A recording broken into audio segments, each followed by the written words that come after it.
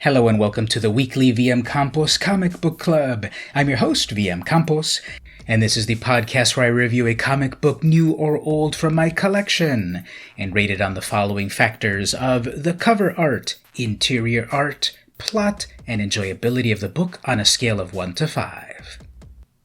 This week I'm reading Cat Shit 1, Volume 1, Issue 1, published by Antarctic Press in 2020.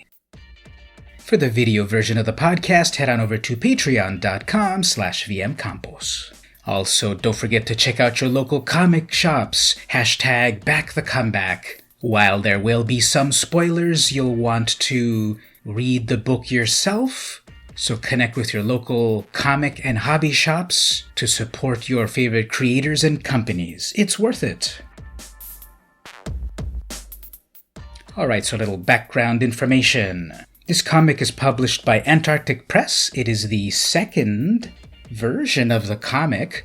It was previously published as Apocalypse Meow several years ago. It's basically a retelling of the Vietnam War, but through anthropomorphized animals.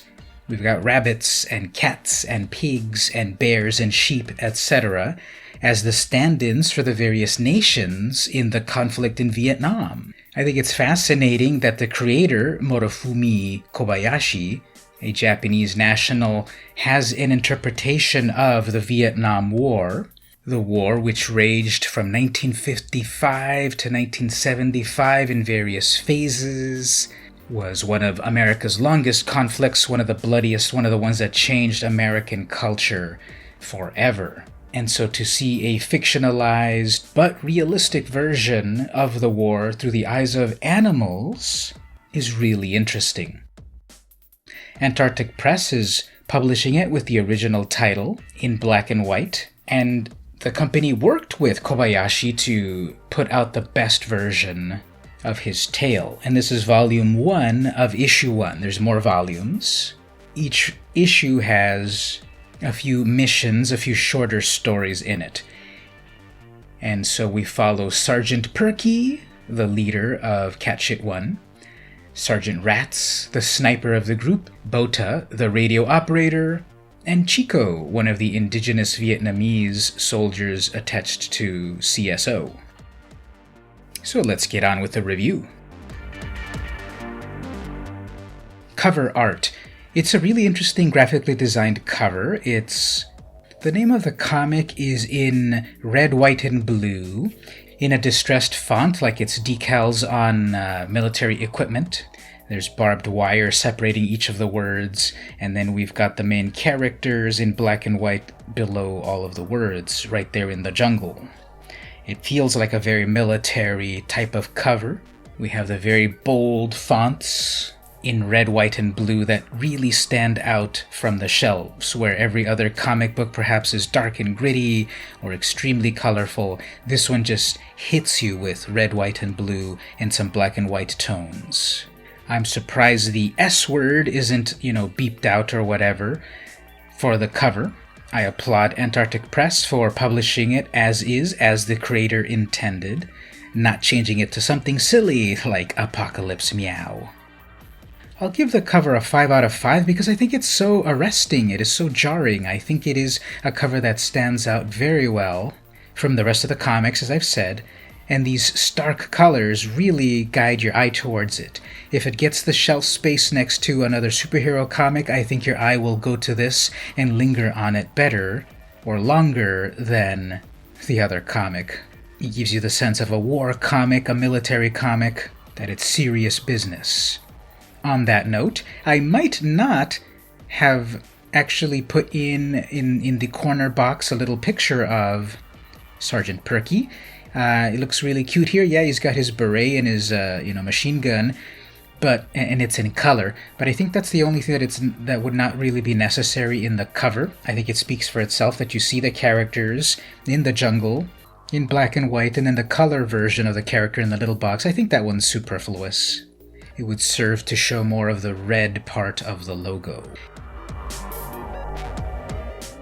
Interior art is also by Kobayashi. Interior art right away, this is a 5.5 out of 5. Interior art is amazing. It is incredibly detailed. It is jam-packed. It is action-packed. Yes, these are cute animals. The main characters, all of the Americans, they're rabbits. That's a play on USAGI, or Usagi. Usagi is Japanese for rabbit. So the Americans are rabbits. And they're rendered very realistically. Not a lot of, exaggeration in their expressions. It's realistic expressions within the boundaries of what a rabbit face can do. So it's little cute rabbits hopping through the forest with heavy artillery and their camouflage and everything. And the Vietnamese are cats, Siamese cats, that are also rendered very well. They've got, I can see some expressions of pain and anguish and anger and violence within the confines of what a cat can actually express. And they're all in the jungle, on the bases, in helicopters, rendered perfectly. There seem to be ink wash on various things. I wonder if it's computer colorized, but it looks like ink wash. And it's all just black and white. It's amazing art. The detail of the branches and the leaves. Fur patterns when you get close-ups of the characters, sweat on their faces when they're in the middle of it all.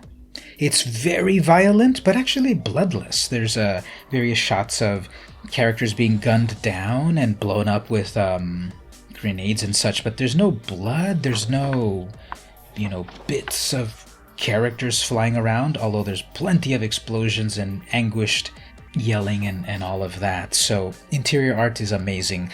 The creator really did their research on military life and the weaponry and the vehicles and life in Vietnam during the war. The art is unparalleled. The story, very enjoyable. Now, it's a war story. There's a lot of violence. There's a lot of profanity. There's racism and everything. It is what it is. This is a war story. So all of that happens in war.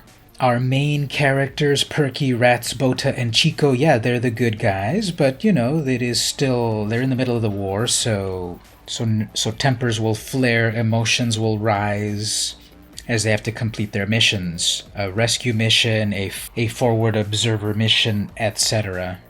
Higher-ups that don't know what they're talking about, being boots on the ground, etc. The author does go into a lot of detail, giving a lot of captions throughout the book, what these acronyms mean, some trivia and such. The war is really fleshed out. As a matter of fact, there is, at the very end, a history of the conflict about how the countries that are known as Vietnam, Laos, and Cambodia were colonized by the French in the middle of the 19th century as a French protectorate, etc. So a little bit of history about the war that helps flesh things out. After the main story, there's also a full-color story that looks amazing again. This again, the art is tremendous. Even in color, it looks great. It feels like watercolors. If the whole book were in this color format, it would still be great, but the black and white still is quite good. So yeah, the story, that's another 5 out of 5. You get a sense of being in the action, the horror of war, the time and place of it all, the personnel, the lingo. It feels very authentic. Lastly, the enjoyability of the book. Okay, on the one hand, it's very enjoyable, that it feels very authentic, that it's drawn very well. For those various merits, I would give it a 5 out of 5. For the content, do you need a war comic in your life? Do you need a violent comic in your life at the moment? This is something you'll have to decide on your own. On the technical side of things, I would rate enjoyability of it high, but on the content of it, I would rate it lower, because perhaps I want, personally myself, more escapist fare. I enjoyed the detail of the text portion of the book. I enjoyed that they added a color portion of it as well. So 5 out of 5 on the technical aspect of enjoyability, 4 out of 5 in the content, the actual content. There is, for example, back at the barracks, there is a Confederate flag on the wall. And yeah, that might be authentic, but fuck the Confederacy.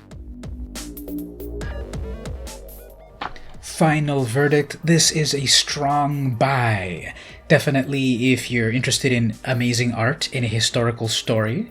If you're interested in looking at the juxtaposition of cute animals in the middle of a war zone, it's worth it.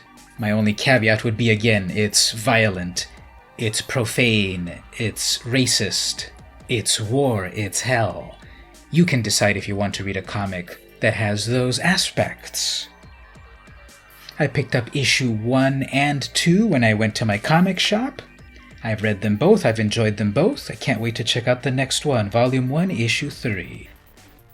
In the meantime, I'll probably go back and reread issue 1 because it was so dense and very interesting. So once again, if you're interested in the video version of the podcast, head on over to patreon.com/vmcampos.